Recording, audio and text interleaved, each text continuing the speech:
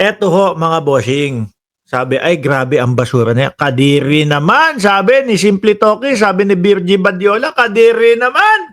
Totoo. O, alisin ko na yung basura. Ngayon no, mga kababayan, eto, pag-usapan naman natin, yung mga vlogger nilang basura. O, si Boy Headshot. Biruin mo, si Boy Headshot, mga kababayan. Mga nangyayari ngayon. Nagdadahilan. Actually, mga bossing, hindi ko talaga kilala ito. Ngayon ko lang araw, o kagabi, o kahapon ko lang nakilala na vlogger pala itong hinuli nila. Kasi hindi naman lumalabas sa newsfeed ko, hindi naman lumalabas sa YT ko, or whatever. Ngayon ko lang nakilala. No?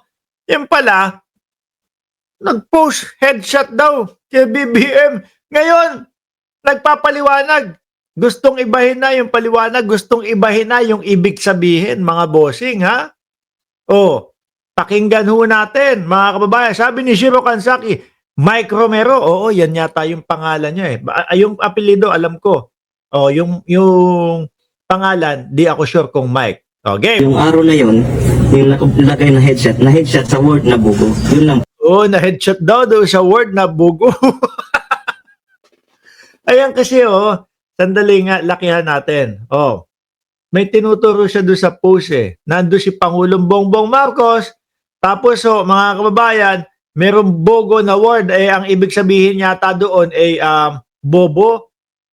Ayun. Tapos, linagay doon sa ulo. Headshot daw. Kayo mga kababayan, ano iisipin nyo kapag sinulat mo doon sa taas ng caption mo, headshot, barilin sa ulo.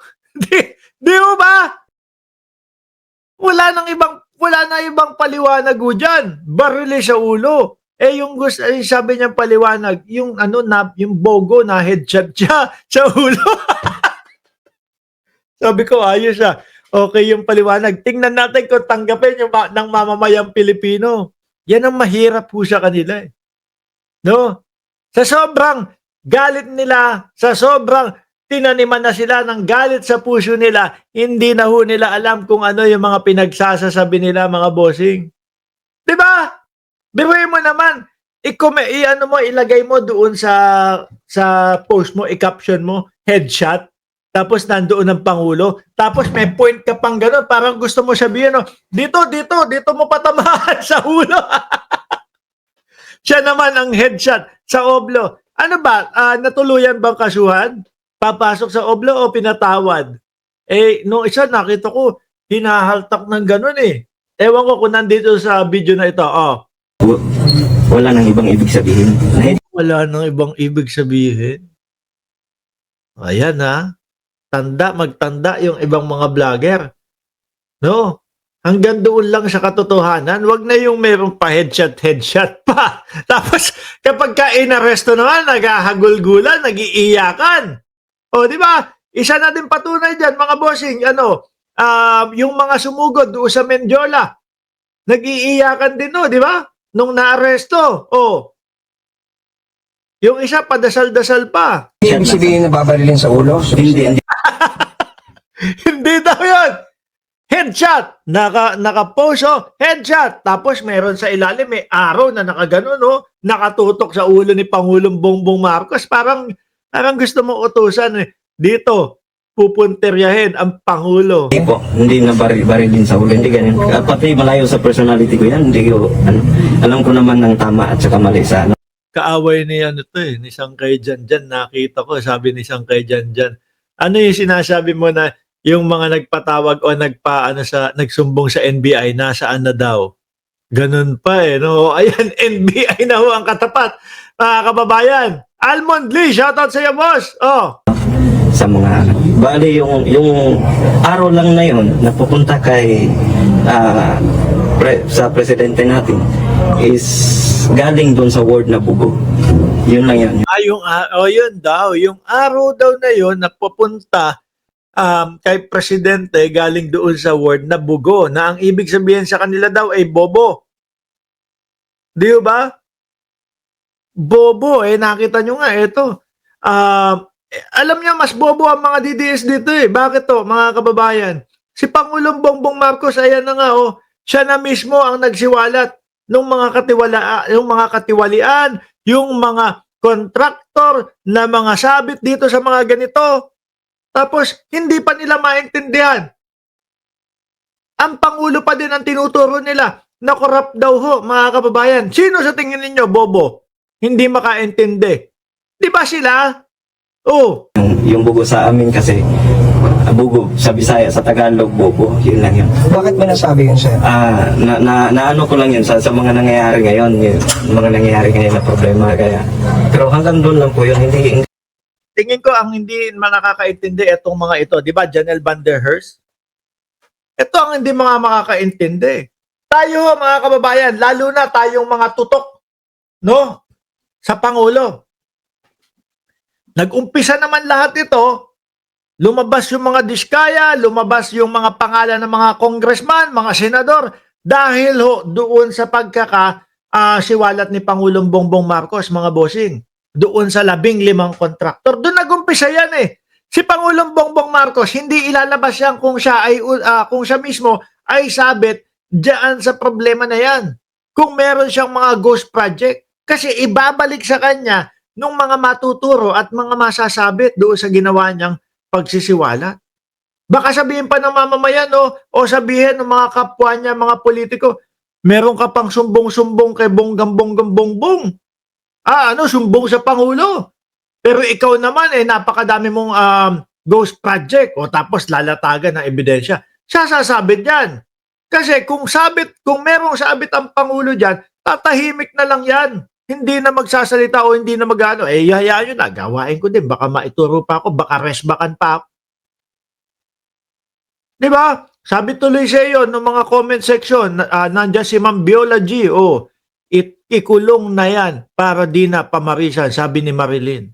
Sabi ni Jude, di po sabi ng DDS, pagka nagkasala, ikulong. Ganun din kay BP Sara. Kung magkasala, di ikulong din. Sabi yan ni Jude. Baka kasi, kung maliit, kayang ikulong. Pero si Sara, umupa na ng killer, walang NBI. Sabi ng solid Ilocanang loyalista. Yun din yung sabi. Yun din ho ang tanong ni Takero Miyamoto. Bakit ganun? Si Sara sobra-sobra na ang pagbabanta sa buhay ng Pangulo. Pero hanggang ngayon, hindi daw nakukulong. talaga,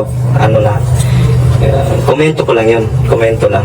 As a leader in this country, yun lang po yun. Pero hindi sa personality. Meron ka bang gustong... Ano daw? Sabi ni Monggol, boss, yung caption mo, masama yan. Huwag mo bintangan yung Pangulo. Boss, mabuti Pangulo natin. Baka sabihin naman ng mga DDS. Binasa mo ba? Binasa mo ba? Gusto mo makita ulit? Ang nakasulat dyan. Napakita ko ulit sa'yo. Ano? Ayun Ayun, si Mark Ramos naka-live. Sara, ipapakulong ni PBBM. May dash Panelo. Ibig sabihin nun, yung dash, si Panelo ang may sabi. Okay. Intindihan natin maigi, ha? Intindihan natin maigi! Anak ng tinapa. Yung pagbabasa, kailangan kumpleto. Tuloy. ipahatid na mensahe. Kasi sir, ganito, Pero ilan po kayo. para sa akin po, naghihingi po ako ng pasensya na iba po. Luhod! Hindi pwedeng hingi lang ng pasensya. Samahan ng luhod, tapos ganon, tapos iiyak-iyak. Di ba? Yung ibig sabihin, may mga nagpakalat na gano'n at saka yung may mga baril-baril. Hindi na po sa akin yun. Wala po akong ganyan. Yun yung pagkakaintindi namin lahat Siguro naman kahit sinong Pilipino ang tanungin mo, tapos ano pagkakaintindi mo dito? I-headshot si Pangulo. Ano yung para saan yung araw? Dito patatamaan si Pangulo. Di ba? Tama, ano ba meron kay Sara Duterte hindi maipakulong? Dapat may luhod-luhod. Luhod, tapos ganun, tapos yung iiyak-iyak. Baka mapatawad ka, pero pagka hindi mo na kumbinsi ang mga yan, baka may kulong ka nga. No? Parehas lang din yan, yung mga nagbabam joke. doon sa airport. Oh. ano, wala po akong ganyang mga datingan or ano. Yung sa akin lang, yung image na yun lang talaga, na komento ko lang, for, ang meaning kasi ng image, parang nagkomento lang ako sa nangyayari ngayon. Patatawarin ba o hindi? Kayo dyan sa comment section, ano sa tingin nyo ang dapat gawin? Patawarin o ikulong? Ako, ipadanas kahit isang buwan yung oblo. Ano? Ipadanas kahit isang buwan yung oblo. Para naman hindi na uulit. Hindi na yung pamamarisan pa.